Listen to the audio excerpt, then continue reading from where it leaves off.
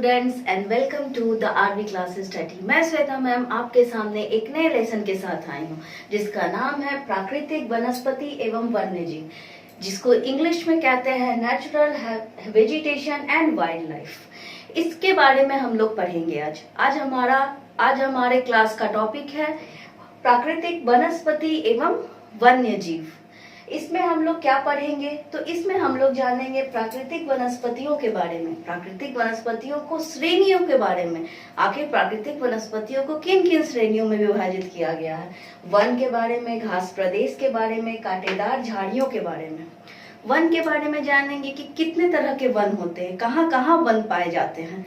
तो उसमें हम लोग उष्णकटिबंधीय सदाबहार वन, उष्णकटिबंधीय पर्णपाती वन, सब शीतोष्ण सदाबहार वन, शीतोष्ण पर्णपाती वन, भूमध्य सागरीय वनस्पति और शंकुधारी वन के बारे में जानेंगे, जिसे हम इंग्लिश में tropic forest, tropic rain forest, temperate evergreen forest, temperate deciduous forest and Mediterranean forest तथा कॉन्फिग्रियस फॉरेस्ट के नाम से जानते हैं। इसके अलावा इस चैप्टर में हम लोग घास स्थल यानी कि ग्रासलैंड के बारे में भी पढ़ेंगे। ग्रासलैंड में दो तरह की ग्रासलैंड पाई जाती हैं, कहाँ कहाँ, उष्णकटिबंधीय ग्रासलैंड और शीतोष्ण घास के स्थल यानी कि ट्रॉपिकल ग्रासलैंड और टेम्परेट ग्रासलैंड के बारे में हम लोग इस चैप्टर में पढ़ेंगे। तो अब ज्यादा समय ना बर्बाद करते हुए सबसे पहले हम जानते हैं कि प्राकृतिक वनस्पतियां क्या होती हैं। वो सारी वनस्पतियां जो अपने आप उगती हैं, यानी कि वो सारे पौधे जिसे उगाने में मानवीय साधनों का हाथ नहीं होता है, मानवीय साधन नहीं लगते हैं, उसे हम प्राकृतिक वनस्पति कहते हैं।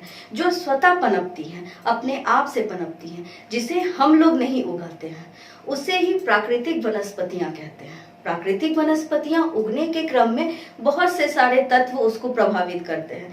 जैसे कि अगर हम लोग कहीं जाते हैं घूमने के लिए, तो क्या जो हमारे आसपास जहां हम रहते हैं, जो हमारे आसपास पौधे पाए जाते हैं, कहीं दूसरी जगह जाते हैं तो वो पौधे मिलते हैं? नहीं, कुछ अलग पौधे मिलते हैं, कुछ अलग डिफरेंट टाइप के पौधे मिलते हैं, अलग आकृतियों के पौधे मिलते हैं। क्यों होता है इस तरह से? क्योंकि जलवायु सबसे पहला कारण होता है इसका, जलवायु, और दूसरा कारण होता है ऊंचाई। जैसे ही जलवायु बदलती है, सपोज कि हम लोग गर्म स्थल से हम लोग ठंडे स्थल में जाते हैं, तो जो गर्म स्थल के पौधे होते हैं, गर्म स्थल में पाए जाते हैं, क्या वो ठंडे प्रदेश में मिलेंगे? नहीं मिलते। क्यों? क्योंकि वहां की जलवायु और ऊंचाई उसको प्रभावित करती है। तो किसी भी प्राकृतिक वनस्पति के डिफरेंस होने का कारण, किसी भी चीजों के अलग होने का कारण, वहां पर दो तत्व की उपस्थिति होती है। पहला ऊंचाई, जैसे जैसे हम ऊपर जाते रहते हैं, यानी कि समुद्र तल से जैसे हम ऊपर जाते रहते हैं उस समय की ऊंचाई, और जलवायु, जो जलवायु हम लोग अभी हमारे सामने चल रही है, जैसी ठंडी जलवायु है तो कहीं गर्म भी होगी, तो ठंडी जलवायु में जो पौधे पाए जाते हैं वो गर्म जलवायु में नहीं पाए जाते हैं। तो ये दोनों तत्व होती है जो हमारे वनस्पति को, प्राकृतिक वनस्पति को, नेचुरल हैबिटेशन को प्रभावित करती है। अब इसमें तीन तरह की श्रेणियां आती हैं, वन आती है, घास का स्थल आता है और कांटेदार झाड़ियां आती हैं। वन किसे कहते हैं? सबसे पहला क्वेश्चन, वन किसे कहते हैं? तो एक बहुत से बड़े भूभाग में जहां पर पर्याप्त मात्रा में बारिश हो, जहां पे पर्याप्त मात्रा में जलवायु उपस्थित हो, किसी भी हरे प्राकृतिक पौधे को पनपने के लिए, और वो बहुत बड़े एरिया में फैला हो, उसे वन कहते हैं। समझ में आ गया? अब हम लोग पढ़ेंगे घास स्थल के बारे में। घास स्थल क्या होता है? घास स्थल वैसा स्थल नहीं है जैसा आप समझ रहे हैं। घास के मैदान जो हम लोग देखते हैं छोटे छोटे वाले, वो भी नहीं होते हैं। ये घास के मैदान उन घास के मैदानों को कहा जाता है जिनकी ऊंचाई 4 से 5 मीटर तक की होती है। वो अपने आप एक बड़े से भूभाग में फैले रहते हैं, उनको उगाया नहीं जाता, वो स्वतः ही उग जाते हैं। तो उसे ग्रासलैंड कहा जाता है, जहां पर एक विशाल, मतलब कि सपोज बिहार है तो बिहार में उत्तराखंड, बिहार आपका, वेस्ट बंगाल आपका, नेपाल आपका, यहाँ पर आ जाएगा छत्तीसगढ़ आपका, आ जाएगा झारखंड, रांची। एक पूरे भूभाग में ग्रास का जो मैदान होता है, घास का मैदान जो होता है, ऐसे ही फैला रहता है, उसे ही ग्रासलैंड कहा जाता है। और कांटेदार झाड़ियों के बारे में बता दूं, ये हमेशा शुष्क प्रदेशों में पाए जाते हैं। वैसे प्रदेश जहां बारिश बहुत कम मात्रा में होती है, दो स्थलों पे बारिश बहुत कम मात्रा में होती है। एक तो हम लोग जब ध्रुव के साइड में चलते हैं, जो पोलर्स के साइड में, साउथ पोल और नॉर्थ पोल के साइड में पड़ते हैं, तब हमें बारिश कम मिलती है, और एक रेगिस्तान के साइड में बारिश कम मिलती है। तो वहां पे जो होते हैं कांटेदार और बहुत ही कैक्टस टाइप के, जिसको कम बारिश से, जिससे कम पानी की जरूरत होती है, वैसे कांटेदार झाड़ियां और पौधे जो होते हैं पाए जाते हैं। और ठंडे प्रदेश में अगर हम जाते हैं तो सालों भर वहां ठंडा ही पड़ता रहता, कुछ कम समय के लिए क्या होती है, ग्रीष्म पड़ती है। तो जब थोड़ी सी समय के लिए जहां पर ग्रीष्म ऋतु आती है, मतलब वो भी हल्का सा, उसे हम लोग टुंड्रा प्रदेश कहते हैं। उसे हम लोग क्या कहते हैं, टुंड्रा प्रदेश कहते हैं। और वहां पे लाइकेन जो होता है वो सबसे ज्यादा महत्वपूर्ण होता है, वो वहां पर लाइकेन सबसे ज्यादा मिलता है। तो इस तरह से हम लोग कांटेदार झाड़ियों के बारे में समझे कि कांटेदार झाड़ियां शुष्क प्रदेशों में पाई जाती है, वहां जहां बारिश ना के बराबर होता है, जहां बहुत कम बारिश होता है, जैसे कि रेगिस्तान, जो हमारा सहारा डेजर्ट है, जो हमारे इंडिया का थार डेजर्ट है, वो सब जो होता है वहां पर यही कांटेदार झाड़ियां जो होती है वो पाई जाती है। अब हम लोग पढ़ेंगे गाइस वन के बारे में। वन जो है वो 6 भागों में डिवाइड किया गया है, उनके अवस्था के अनुसार, उनके स्थान के अनुसार उनको डिवाइड किया गया है। सबसे पहला हम लोग पढ़ेंगे उष्णकटिबंधीय सदाबहार वन, जिसको हम लोग ट्रॉपिकल फॉरेस्ट भी कहते हैं। इसे हम लोग ट्रॉपिकल फॉरेस्ट क्यों कहते हैं, क्योंकि यहाँ सालों भर बारिश होते रहती है, गर्मी उतनी ही पड़ती है और बारिश उतनी ही पड़ती है। आप लोगों ने अफ्रीका के जंगल के बारे में सुना होगा, जहाँ पर बहुत बड़े बड़े पेड़ पाए जाते हैं। यहाँ पर जैसे मीनारें होती हैं, जैसे बड़े बड़े अपार्टमेंट्स होते हैं, उससे भी बड़े बड़े पेड़ वहां पर पाई जाती है। और ये पेड़ एक दूसरे से इतना टाइटली जुड़े होते हैं और इनकी पत्तियां इतनी सटी हुई रहती हैं कि दिन के भी समय में जो सूर्य का प्रकाश होता है वो उस अंदर तक नहीं पहुंच पाता, यानी कि वो अंधेरा सालों भर सूर्य के प्रकाश से वंचित रहता है। अंदर का भाग, अंदर जाने के लिए भी हमें दिन के समय भी लाइट की जरूरत पड़ती है। वहाँ बहुत विशाल काय एनाकोंडा सांप पाए जाते हैं। एनाकोंडा का बहुत सारी मूवीज आपने देखा होगा, मैंने भी देखा है। तो जितने भी अमेजिंग आप लोग सोच सकते हैं जीव जंतु के बारे में जो अफ्रीका के जंगल में पाए जाते हैं, अमेजोन के जंगल में पाए जाते हैं, वैसे ही सारे चीज जानवर जो होते हैं यही उष्णकटिबंधीय सदाबहार वन में पाए जाते हैं। अब यहाँ पर जानने योग्य बातें ये होती हैं कि ये जो सदाबहार वन होता है ये कहाँ तक फैला हुआ है। तो मध्य रेखा और उष्णकटिबंध के पास जितने भी एरिया होते हैं उसको ये उष्णकटिबंधीय सदाबहार वन जो होता है उसे वो कैप्चर कर लेता है। अब इसमें क्या क्या पाया जाता है, तो रोजवुड, आबुंस और मोहगिनी वृक्ष जो होती है वो पाई जाती है, जो काफी इंपॉर्टेंट होती है। इसके अलावा हम लोग ये भी जानते हैं कि एनाकोंडा और जो इतने विशालकाय होते हैं जो मगरमच्छ को निगल जाते हैं, हम इंसानों को खा जाते हैं, वही अमेजोन के जंगल जो होते हैं इस सदाबहार वृक्ष के अंतर्गत आते हैं। अब हम आगे चलते हैं उष्णकटिबंधीय पर्णपाती वृक्ष पर। उष्णकटिबंधीय पर्णपाती वृक्ष वो वृक्ष होती है जो मानसूनी वृक्ष कहलाती है, जो मानसून ऋतु पर डिपेंड होती है। वर्षा वन भी, उसे रेन फॉरेस्ट भी कहते हैं।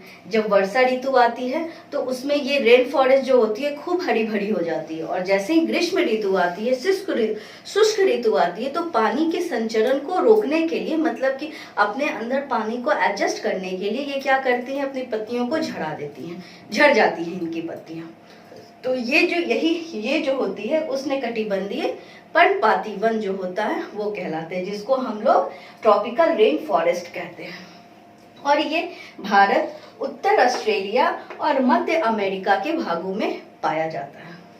और इसमें कौन कौन से पेड़ पौधे ज्यादा इंपॉर्टेंट है, तो साल, सागवान, नीम तथा शीशम, ये जो वृक्ष होते हैं यहाँ पाए जाते हैं, जिनका यूज हम लोग फर्नीचर के काम करने में, यातायात के साधन को बनाने में या निर्माणकारी वस्तुओं के निर्माण में इनका यूज होता है।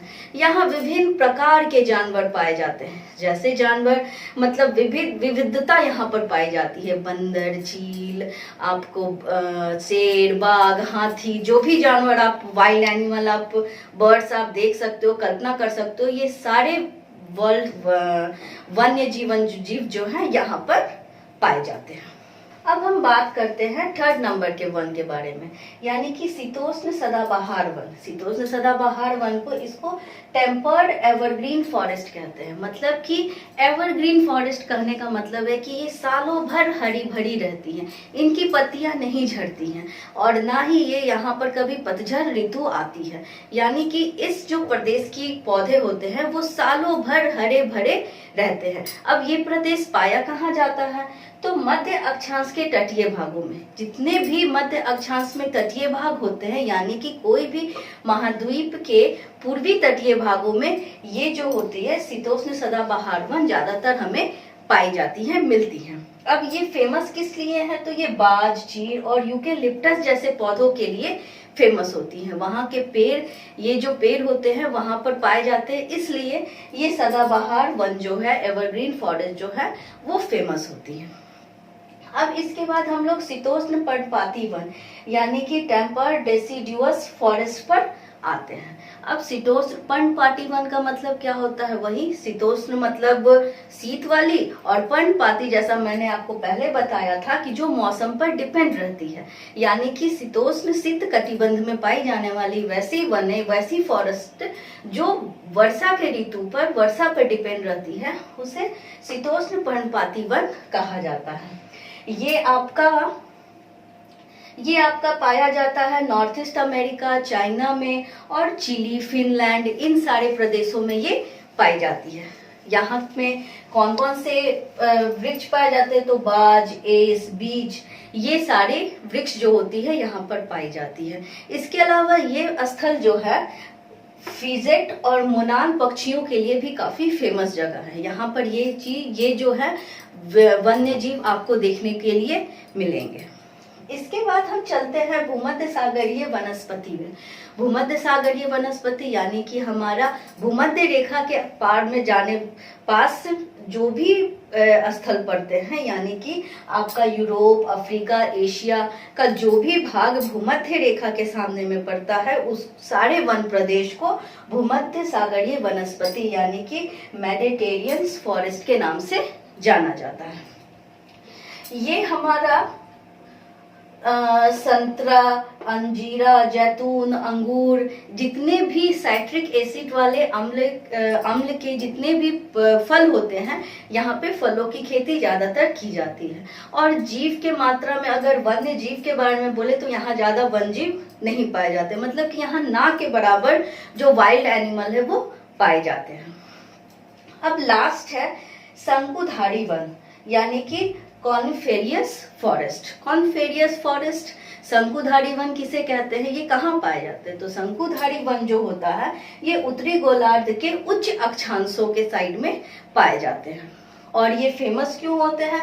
तो यहाँ चीड़ और देवदार जैसे पौधे जो होते हैं, पेड़ पौधे जो होते हैं, यहाँ पर मिलते हैं। ये अक्सर हिमालय के साइड में भी ऐसे जो पौधा होता है वो पाया जाता है। और यहाँ पर आपको ये पोलर बियर, यहाँ पर आपको ध्रुवीय भालू, इसके अलावा आपको लंगूर, बंदर और भी बहुत सारे जीव जंतु जो होते हैं यहाँ पर आपको प्राप्त हो सकते हैं, यहाँ पर आपको मिल सकते हैं। याक जो होता है उसे हम लोग कह सकते हैं, यहाँ पर मिलता है। अब इसके बाद हम लोग चलते हैं ग्रासलैंड के बाद। ग्रासलैंड में, ग्रासलैंड जो एक पूरे बहुत विशाल भाग में पाया जाता है उसको हम लोग ग्रासलैंड कहते हैं, यानी कि घास का मैदान जो स्वतः ही निकला है और बहुत बड़े बड़े घास के मैदान होते हैं। वहाँ पे जिराफ, वहाँ पर जितने भी डोमेस्टिक एनिमल होते हैं, यानी कि जितने भी आपका हार्बीवोरस एनिमल होते हैं वो वहाँ पर पाए जाते हैं, यानी कि शाकाहारी। जिराफ के लिए आपके उसके बाद काऊ के लिए, ऑक्स के लिए, ये सारे जानवरों के लिए ये जो ग्रासलैंड है वो काफी इम्पोर्टेंट होता है और वो वहां पर पाए जाते हैं। अब ये ग्रासलैंड जो होता है ये उष्णकटिबंधीय क्षेत्रों में भी पाया जाता है। उष्णकटिबंधीय क्षेत्र जो उष्णकटिबंध, जैसे हमने बताया था, उष्णकटिबंधीय सदाबहार वन जहाँ पर मध्य रेखा उच्च और उष्णकटिबंधीय के बीच में पाया जाता है, तो जस्ट वहां पर ही ये भी उष्णकटिबंधीय घास के मैदान भी पाए जाते हैं। और इसी में शीतोष्ण कटिबंध स्थल होता है जो टेम्पर्ड ग्रासलैंड कहा जाता है। तो शीतोष्ण कटिबंध घास के मैदान भी वहीं पर पाए जाते हैं। ये ग्रास का मैदान 2 टाइप्स का होता है। अब इसमें कौन कौन से ग्रास के मैदान आते हैं उसके बारे में हम लोग पढ़ते हैं। तो पहला सवाना जो ईस्ट अफ्रीका में पाया जाता है, कंपोज ब्राजील में पाया जाता है, लानोस वेनेजुएला में पाया जाता है।